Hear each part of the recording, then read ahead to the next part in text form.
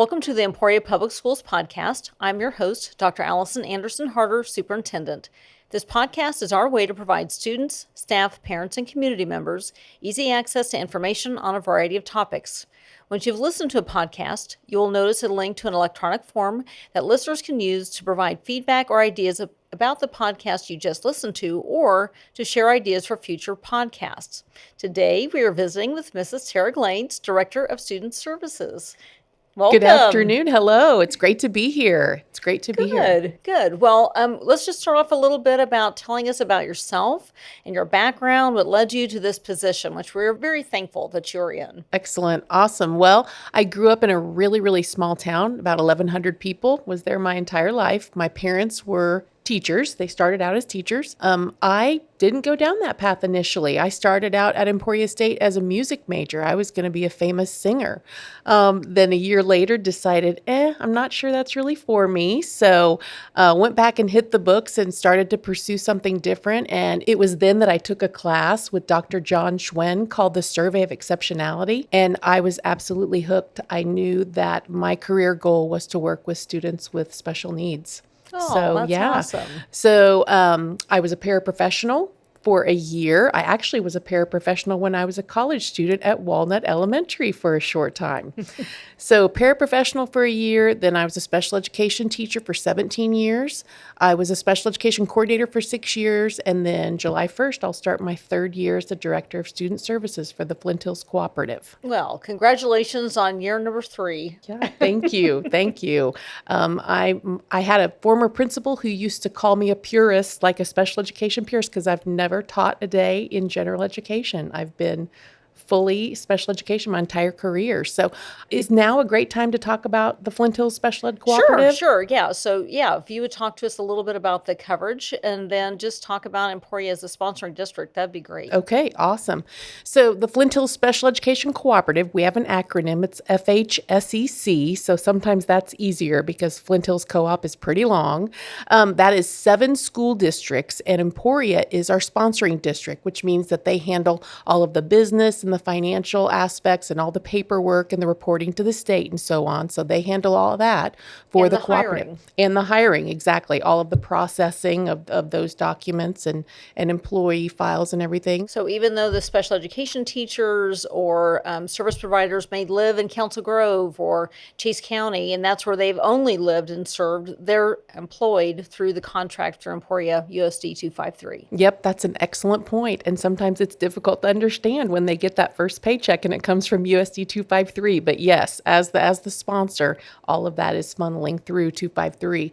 So the school districts that are included in the cooperative are USD 251, which is North Lyon County, 252, which is South Lyon County, USD 284, which is Chase County, USD 386, which is Madison Virgil, USD 390, which is Hamilton, and then USD 417, which is Morris County out near Council Grove. So we have a pretty big coverage area. That is about 6,500 total students attending school in all of those districts, and about 1,200 of them are students with IEPs whom we provide services to. And sometimes I think people think about those individual education plans, those IEPs, that those are for students that just have academic needs, but or maybe some really significant social or behavioral types of needs. But there can be some standalone, like speech articulation, occupational therapy. You might talk a little bit about just the variety of services, and that it might be 20 minutes once a week to something that's much more significant. Absolutely. So we provide, as Dr. Harder said, we provide a variety of services. We provide academic services, some social emotional services as well. We also have physical therapists, occupational therapists, speech language pathologists, and social workers who provide services to our students as well. Everything we do in special education is through teamwork, collaboration. We don't make any unilateral decisions because we're all working together as a team to determine what the students' needs are. And we meet those needs with whatever services or accommodations or resources that every student needs. I think this is a great time to make a plug for public education in general, because something that people don't realize is that public education serves every single student. Student moves into a community, it doesn't matter what the needs are. public education is there to serve the students. It is very different than a private school. Private schools can choose what students they take, and public education does not. It is every student that enters, he or she who enters the doors of public education. Right, right. And not sure who the audience that might be listening to this, but I know a couple of us in the room might have been alive in the 70s. A couple of us weren't alive in the 70s, but prior to the 70s, students with disabilities were not educated with their typical peers. So after the 70s, we started seeing some bills passed and some legislation that really included all students with disabilities and allowed them to be educated with their non-typical peers. So we're really proud to continue to support that model in all of our cooperative member districts. And we work very hard to make sure that we provide the least restrictive environment for all of our students with IEPs. Well, and we've come a long ways just as education in general, because when we think about it, I mean, every single student is a general education student first. Every single student. Doesn't matter what the needs are, what the strengths are, that student is served as a regular education student. And then you said a little bit about inclusion. So talk a little bit about maybe students who have more significant needs and might receive some of their services in a resource room because they need maybe a smaller group or a different setting, and then how they are integrated into their grade level classroom. Right, that's an excellent point. So we have a lot of different service models. So we might serve students within their general education setting with the support of a paraprofessional. And we have so many wonderful paraprofessionals who work for us. If you'd like to be a paraprofessional, please go to our website and apply. That would be amazing. USD253.net. That's right. There we go. So our paraprofessionals are vital to us in that they support the needs of the students when they are in that classroom setting, in that general education setting, which is where we want them. And then we also have some students who might have more significant needs who really need that pull-out service in a small group where they can really get some very sustained and intense instruction in whatever skill they might be working on. So our students who have the most significant needs, we try very hard to ensure that they are participating in as many activities and educational experiences as they can with their peers. And of course, that might happen with a teacher or a paraprofessional to be there to support them in whatever their needs might be. Perhaps they have challenges in communication, so they need that communication support. So that paraprofessional or that teacher is there to assist them in that so they can participate in all of the same activities as their typical peers. Well, thinking also about students with special needs and general education students, that they are first. And so thinking about that whole spectrum of supports through public education. So a student comes in, student might be having some difficulties. Maybe they have, so we call it our tier 1, general education, that all students receive the same type of instruction from the classroom teacher. And then if aides are in there to help, or additional strategists or other teachers just coming in to provide some additional instruction, maybe in reading or math, they might need some additional help. And maybe they go to a tier 2. So maybe they have more individualized or small group instruction. And then a tier 3, where maybe it's a little bit more one-on-one. So collecting data the whole time, looking at other interventions. We have a lot of great research-based interventions and resources that we use in our general education, tracking data. And so making a move to special education, like in an evaluation, that's not an easy or a quick decision, because we want to make sure that our students are in that least restrictive environment and what is most conducive to their strengths and needs. So talk maybe a little bit about when they get to that point of maybe a teacher or a parent thinks that their child might need maybe some additional help and maybe something that's specialized. What happens next? Right. So we do see that. We see that sometimes when a parent just has some concern and they might say, I'm worried about this subject or that subject. They seem to be struggling in that. So we do take a look at the documentation that has been gathered. You described that process so well with our tiered system of supports, those interventions that we provide to students. And our buildings do an excellent job of documenting those interventions, because that information becomes vital when we sit down as student improvement teams and we start having those conversations about, what are our next steps with our students? Do we need to change the intervention that we're doing with the student? How are they responding to what we're doing now? Do we have the resources to continue with those types of interventions? And so as a team, we make those important decisions. And if we determine, we really need more information, more very focused information on the individual skills and strengths and maybe areas of growth for this student. So we do involve the parent in that conversation at that time.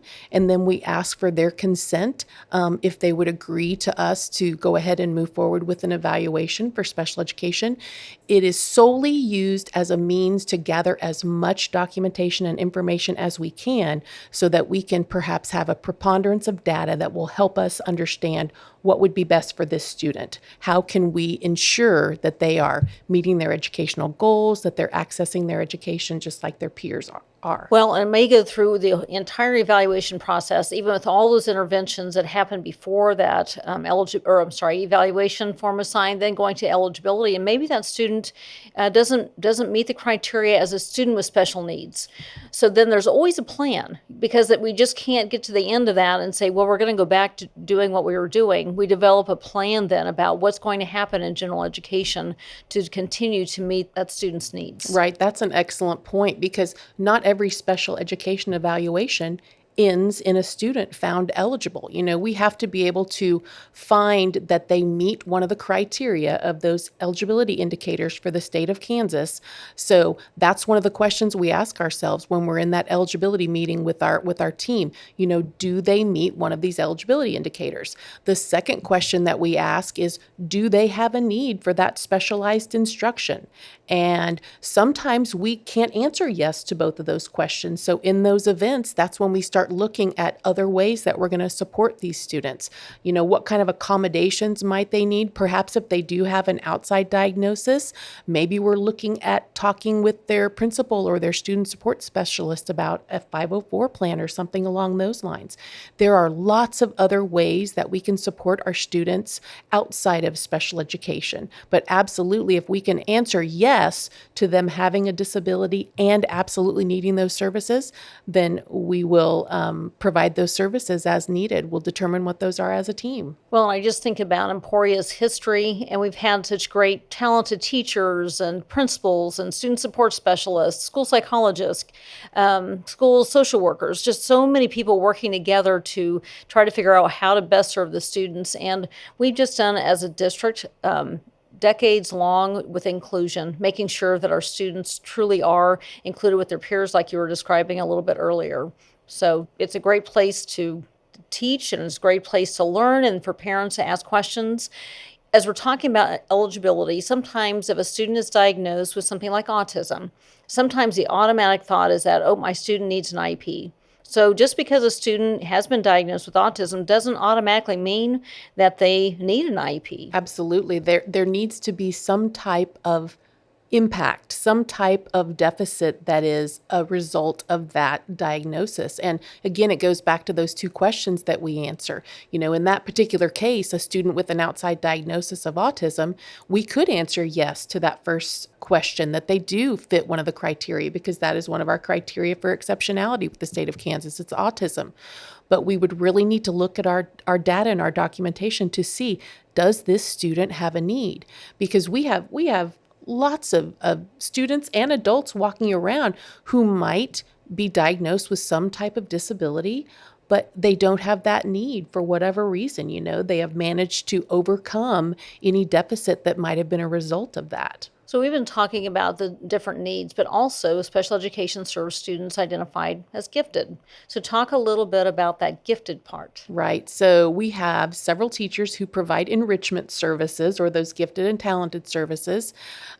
These students are the types of students who are scoring very high at the 95th and 97th percentile in their cognitive and achievement testing. So they do need that acceleration. They need that enrichment within whether it's math or whether it's reading or just their area of interest. I mean, who knows? We could be creating the next person to discover the cure for cancer or something else wonderful. So we have multiple gifted teachers who provide those enrichment services, and it's really a collaborative effort with each one of the schools in the cooperative to see, because we have a lot of wonderful class choices. We have a lot of offerings, especially at Emporia High School. So a lot of our member districts also have wonderful classes for the students to choose from that are kind of enriching in nature. So we collaborate a lot with our buildings when our students are receiving enrichment services to ensure that we are enriching them in the area that they require it, and then also an area of interest as well. Thank you. So, if anybody has been listening to or paying attention to public school funding, K-12, talk a little bit about something that's been a little bit of a hot point has been special education funding. So, talk about what's the story behind that? Oh, thank you for asking that, Allison. Well, it has been an ongoing struggle. So right now, special education is about $155 million underfunded from the state. So several years ago, there was legislation passed that ensured that special education would be funded at 92% of their excess costs. So since then, since about 2012, that hasn't happened. That funding has not been there. So our lobbyists with our Kansas Association of Special Education Administrators, they have been working very hard this past year to try and lobby for that additional special education funding. We're not quite there. I know there are some good conversations happening. Our students' needs are important. All students' needs are important. So we've got to come to some kind of agreement that fully funds special education and make sure that those funds are not being taken away from wonderful other programs that we have for students. It's an ongoing thing that I hope is going to be resolved in the future. There have been conversations that have happened that have shown where we're making a commitment to fund special education a little bit at a time for the next few years. And we're very hopeful that those are seen to fruition, because we do need those funds for our students with the most significant needs, for sure. And so just not having funding for special education is like, well, whoops, I'm sorry, we're not going to be able to provide that service. It really falls then on general education then. So we have to make sure that money goes into the special education to ensure that we are continuing the services and the whole maintenance of effort, that we continue to maintain the services we provided and continue to increase. Right, absolutely. That's an excellent point. We don't have a big old money tree growing in the backyard. So if we don't get the funding that we're required from the state that we are entitled to, it does come out of general funds of school districts. So, yep, we definitely need to remember that fact as well. Well, and we've just been working really hard on recruiting. So special education teachers and looking for paraprofessionals, and we've been addressing that in Emporia by addressing wages and trying to find, the right matches and looking for different types of supports to like tuition reimbursement if they're going into special education. So anything that we can do to help recruit, or anything that maybe listeners could do to help recruit. Well, I think the district is making some wonderful, wonderful gains on the base salary. And we're trying really hard to increase that base salary so that when we do reach out and try to recruit new teachers, we can say, hey, look what we have for you. In fact, I think it's working to the point where I know that we are going to have teachers in our district from Montana. We're going to have teachers in our district from lots of different states around the United States. I don't know that I remember that much from the past. So something's working. Emporia, something's working. You guys are getting some good people to come here to this area, and they want to teach for us. So that's an amazing thing. Keep up the good work, right? Well, and I would say our Emporia community is amazing. And so I was just at a chamber meeting and talking about the Unbound race and didn't mention but disc golf was we just bring in people from all over the world for both of those. And then people get interested and they think, Emporia Emporia is a pretty cool community and maybe I'd like to live here. So that helps us also. Definitely, definitely. And we just need to keep in mind when we bring in new people, we got to have new houses. We got to have some houses. So continuing to work, and I know there are a lot of groups in Emporia that are working on the housing crisis, so that's a wonderful thing. We just all need to work together just to continue to grow Emporia and just make it better and better. When we have visitors, we had National Teachers Hall of Fame recently, and everyone just talks about how friendly everybody is, and that if every community could be as welcoming and supportive as Emporia and hold education up to such a priority, then we wouldn't be having some of the issues in every community that we do. So it was a huge compliment. Absolutely. And, I was in Emporia as a student in the late 80s and early 90s and then left. And when I came back, it was just like coming home. So many familiar faces, just like coming home. So it's like a little reunion. Yeah. Well, Tara, is there anything else that you would like to share about special education or in education in general? No. I would just encourage any young person who might be listening to this, give education a try. I know Emporia High has added some CTE pathways that are directly related to education. I think they're even doing some similar things down at the middle school where they're getting to shadow some teachers. So just do it. If you're listening and you have even the slightest interest in education, give it a try. You'll be surprised. I think you might love it as much as I do, and perhaps you might be sitting in this seat a few years from now on a podcast with the superintendent.